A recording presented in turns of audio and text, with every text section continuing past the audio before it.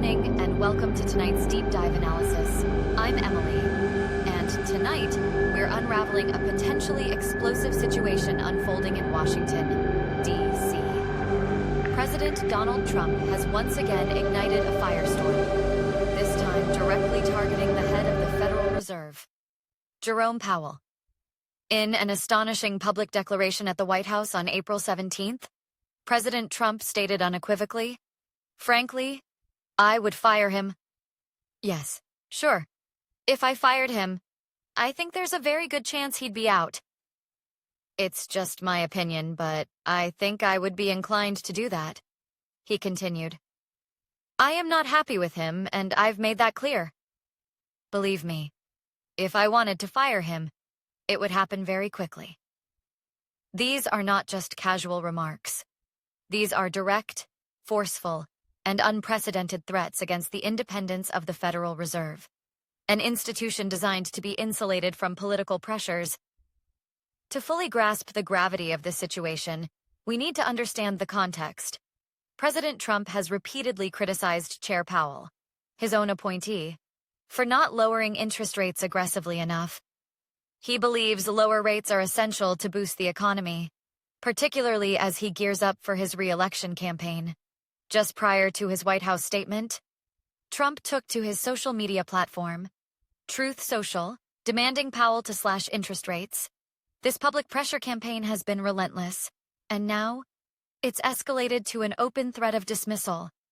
Adding fuel to the fire, the Wall Street Journal, citing inside sources, reported that President Trump has been privately discussing the possibility of firing Powell for months. These discussions weren't just fleeting thoughts. They were serious enough to be brought up in private meetings at Mar-a-Lago, Trump's resort, including conversations with former Fed Governor Kevin Warsh. This suggests a sustained and deliberate consideration of removing Powell, not just a momentary outburst of frustration. Now, let's dissect the power dynamics at play here. The chair of the Federal Reserve is not just any government official. They lead the Federal Reserve Board, a body of 7 governors responsible for the nation's monetary policy. Crucially, the president does not have direct authority to simply fire a Fed governor, including the chair. The law is designed to protect the Fed's independence. However, there is a mechanism for removal, albeit a complex one. A president could initiate a lengthy process to remove Powell for cause. This means proving legitimate reasons, such as malfeasance or dereliction of duty, which is a high legal bar to clear. It's not as simple as just saying, "You're fired." But here's where the intrigue deepens, and where we start to explore potential underlying motives, and perhaps even a hint of conspiracy, if you will. Why is President Trump so fixated on removing Jerome Powell? Is it solely about interest rates? Or is there something more profound at play? Trump's public justification is that Powell is playing politics and hindering economic growth. He accuses Powell of keeping interest rates too high, choking off the economic boom he believes his policies have created. However, many economists, both inside and outside the Fed, disagree with this assessment. They argue that the Fed's gradual interest rate hikes were necessary to prevent inflation from spiraling out of control, especially given the strong economic growth and tight labor market at the time. Furthermore, they point to data indicating that the economy, while still growing, was beginning to show signs of slowing, making aggressive rate cuts potentially risky and inflationary. Could there be a more strategic, perhaps even politically calculated reason behind Trump's relentless attacks on Powell? Consider the timing. We are moving closer to a presidential election year. A booming economy is a powerful asset for any incumbent seeking re-election. Lowering interest rates, even if against the advice of the Fed and potentially risking future inflation, could provide a short-term economic boost, just in time for the election. Is President Trump prioritizing short-term political gains over long-term economic stability? It's a question that hangs heavy in the air. Let's delve deeper into the potential conspiracy angle. And I use that term loosely to explore hidden motivations, not to confirm any specific theory, but to consider all possibilities. Could Trump be seeking to exert more direct control over the Federal Reserve? effectively politicizing an institution that is meant to be independent?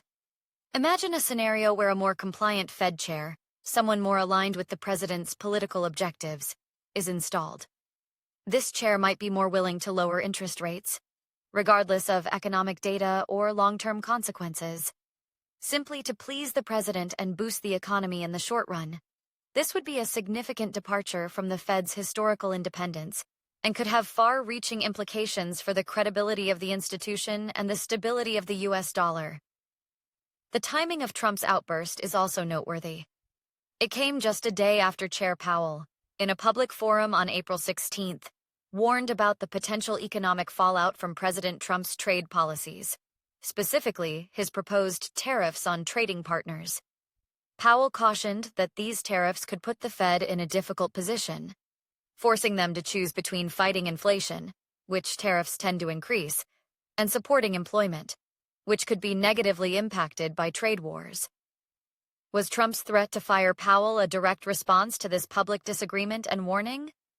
Was it an attempt to silence dissent and intimidate the Fed chair into aligning with the president's economic agenda? It certainly raises eyebrows and fuels speculation about the true motivations behind Trump's actions. Historically, conflicts between presidents and Fed chairs are not new. Presidents have often expressed frustration with the Fed's monetary policy, particularly when interest rates are perceived as too high. However, what is unprecedented is the open and aggressive nature of Trump's attacks and his explicit threat to remove the Fed chair. Past presidents, while sometimes critical of the Fed, generally respected the institution's independence and avoided direct threats of dismissal. Trump's approach shatters these norms and raises serious concerns about the erosion of institutional checks and balances. Consider the global implications. The US dollar is the world's reserve currency. The credibility and independence of the Federal Reserve are crucial for maintaining global confidence in the dollar and the US economy. Trump's public attacks on Powell and threats to remove him could undermine this confidence. International investors and governments may start to question the stability and predictability of U.S. economic policy if the Fed is perceived as being under political control. This could lead to capital flight, a weakening dollar, and increased economic uncertainty worldwide. The stakes are incredibly high, not just for the U.S., but for the global economy. Let's examine the potential legal and political hurdles Trump would face if he were to actually attempt to fire Powell. As we discussed, the president cannot simply fire the Fed chair. He would need to initiate a formal process to remove him for cause. This process would likely involve gathering evidence, building a legal case, and potentially facing legal challenges in court. It would be a protracted and politically messy affair, almost certainly leading to a major showdown between the White House and the Federal Reserve, and potentially within the government itself. Furthermore, any attempt to fire Powell would likely face strong opposition from within the Federal Reserve System itself, from financial markets, and from many members of Congress, even within his own party.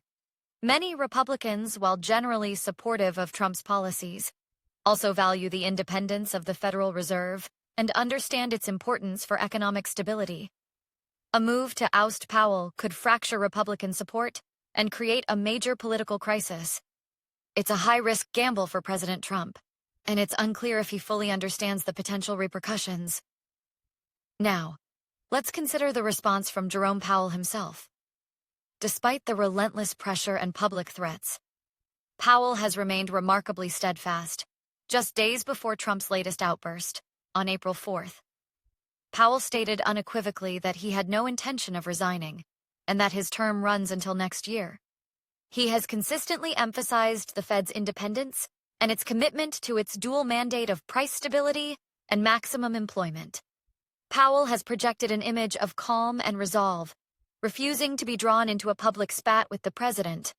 This stoic response, while perhaps frustrating to Trump, has likely bolstered confidence in the Fed's independence and credibility, at least for now. However, the pressure on Powell is immense, and the situation remains highly volatile. President Trump is known for his unpredictable behavior, and it's impossible to rule out further escalation.